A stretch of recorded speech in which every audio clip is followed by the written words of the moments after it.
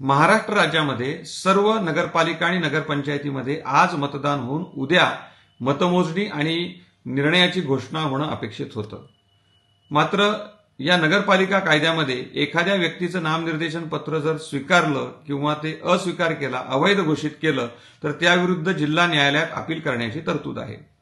काही ठिकाणी अशा प्रकारची अपीलं करण्यात आली, मात्र त्यांचा निर्णय होण्यास विलंब झाला. त्यामुळे विड्रॉलचे जे मॅन्डेटरी 3 दिवस असतात, म्हणजे काय होतं की या अपिलाचा निकाल लागल्यानंतर उमेदवार किती लढणार आहे त्याची एक यादी निवडणूक आयोग प्रसिद्ध करत असतं. त्यानंतर कंपल्सरीली नियमाप्रमाणे 3 दिवस विड्रॉलसाठी किंवा नामनिर्देशन पत्र वापस घेण्यासाठी दिले जातात आणि त्यानंतर मग प्रचार आणि या मतदानाची प्रक्रिया होत असते.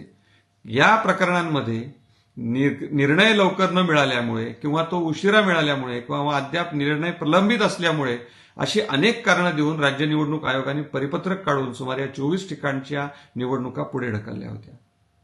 या निवडणूक पुढे ढकलल्याने अनेक प्रॉब्लेम झाले, कारण एका वॉर्डात मतदान होणार, मतमोजणी होणार, दुसऱ्या वॉर्डात ती होणार नाही किंवा एका नगरपंचायती किंवा नगरपालिकेत होणार, दुसरीकडे होणार नाही. याचा एक सर्व समावेशक विचार केला तर थोडासा प्रभाव पडू शकतो. म्हणून अनेक याचिका या नागपूर खंडपीठ आणि औरंगाबाद खंडपीठात दाखल झाल्या होत्या. त्यांची सविस्तर सुनावणी काल झाली. आज राज्य निवडणूक आयोगाच्या विनंतीवरून ही प्रकरणं ठेवली होती. सर्वप्रथम नागपूर खंडपीठाने आज सकाळीच निर्णय दिला. निर्णय देऊन त्यांनी असं स्पष्ट केलं किंवा निर्देशच दिले की सरसकट सर्व नगरपालिका आणि नगरपंचायतीच्या मतदान ज्यांचं आज होईल किंवा 20 तारखेला होईल त्यांची मतमोजणी एकाच वेळी करावयाची आहे आणि निकाल एकाच वेळी जाहीर करायचा आहे. दुसरे त्यांनी निर्देश असे दिले की हे आपण एक्झिट पोल वगैरे म्हणतो त्यावरही काही त्यांनी निर्बंध घालून दिले आज ज्यांचं मतदान होणार आहे त्यांच्या बाबतीमध्ये. औरंगाबाद खंडपीठाने तर त्यापुढे जाऊन राज्य निवडणूक आयोगाला या संदर्भातले निर्देश तर दिलेच. आज दुपारी त्यांनी ऑर्डर त्यांची घोषित केली किंवा जाहीर केली.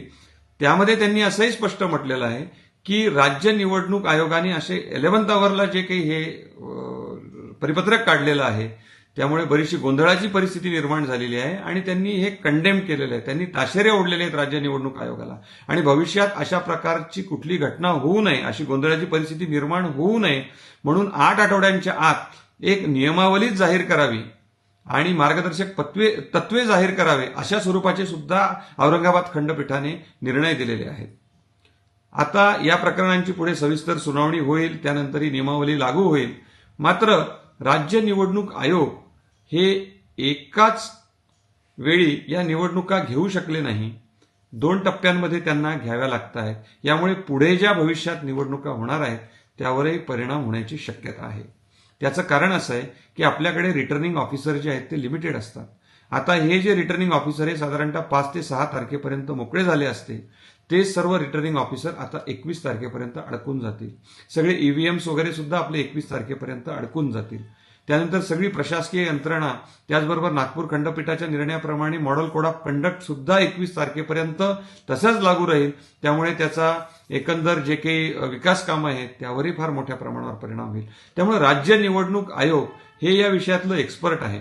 त्यांनी यापूर्वी अनेक निवडणुका घेतलेल्या आहेत. हे की पहिली निवडणूक राज्य निवडणूक आयोग घेत नाही अशा प्रकारची परिस्थिती पूर्वी आली नाही असं नाहीये. मला माहिती आहे किंवा माझ्या वकिलीच्या कारकिर्दीमध्ये अशी प्रकरणं पूर्वी उद्भवलेली आहेत. मात्र एक 2-3 दिवसांचा विड्रॉलचा पिरियडसाठी 21 दिवसांचा कार्यक्रम देणं हेच मुळात अनाकलनीय आहे. कारण बहुतांश ठिकाणी आता अपिलांचा निपटारा झालेला आहे. 3 दिवसांचा विड्रॉलचा पिरियड देऊन पुढचा कार्यक्रम ते लगोलग 7 दिवसांच्या आत घेऊ शकले असते. एवढा मोठा 21 दिवसांचा कालावधी देण्याचं कारण काय हेच मुळात कळत नाहीये. कारण यामुळे फार मोठे प्रश्न निर्माण होतात, प्रशासकीय होतात. परत ज्या ठिकाणी निवडणुका ह्या साधारणतः 3 आठवड्यांच्या कालावधीने वाढल्या तिथे आता प्रचार सुरू राहील, उमेदवारांनाही त्याचा त्रास होईल, मतदारांनाही त्याचा त्रास होईल. या सर्व बाबींचा राज्य निवडणूक आयोगाने विचार करणं आवश्यक होतं. त्याचबरोबर या इथं महत्वाचं एक बाब मला जी नमूद करावी वाटते ती अशी आहे की कुठलाही नियम असला किंवा कायदा असला तरी राज्य निवडणूक आयोगाला प्लिनरी पॉवर्स आहेत. म्हणजे त्याचं असं आहे की प्रशासकीय त्यांना अधिकार आहेत, पण प्लिनरी पॉवर्स म्हणजे काय की निवडणूक ही वेळेत घेणं, निवडणूक ही सुरळीत घेणं आणि निवडणूक ही कालमर्यादेत घेणं याच्यासाठी ज्या ज्या काही अडचणी येतात त्यासाठी राज्य निवडणूक आयोगाला योग्य ते आदेश पारित करण्याचे अधिकार आहेत. ते वेळोवेळी प्रोग्राम अल्टर करू शकतात. कमी कालावधी, जास्त कालावधी या सगळ्या गोष्टी करण्याचे त्यांना अधिकार आहेत. यापूर्वी वेळोवेळी त्यांनी केलेलं आहे. मात्र याच वेळेस नियमाचा हवाला देऊन एवढ्या मोठ्या प्रमाणावर सगळा निवडणूक कार्यक्रम पुढे नेणं ही बाब खरोखरच अनाकलनीय आहे.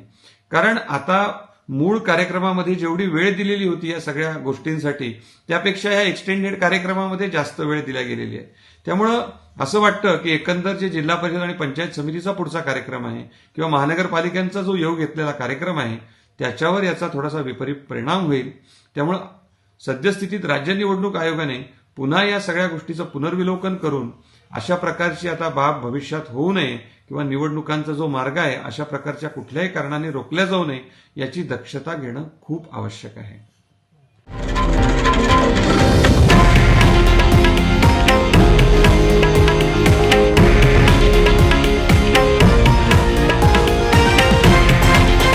हे आहे देशातील नंबर 1 न्यूज नेटवर्क आणि आपण पाहत आहात TV9 मराठी, एकमेव.